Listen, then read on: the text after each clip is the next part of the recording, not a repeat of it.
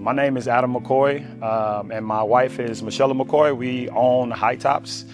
We are wanting to create this environment for kids to come in and be able to enjoy themselves on the basketball court, get training if they need it, teams to rent the court as well. We're trying to do something big for the community. Especially in this area, it's not a lot of these facilities that are easy to access. So we want to be that facility where you can come in and rent a half court, or come in, or maybe you just want to get some shots up.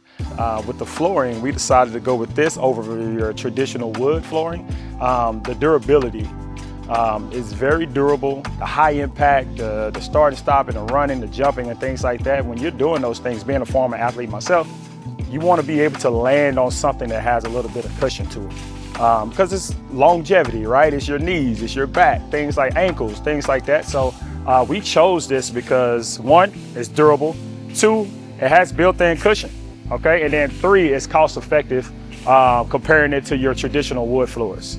So with this flooring, it's also very flexible, meaning like we can do multiple sports here.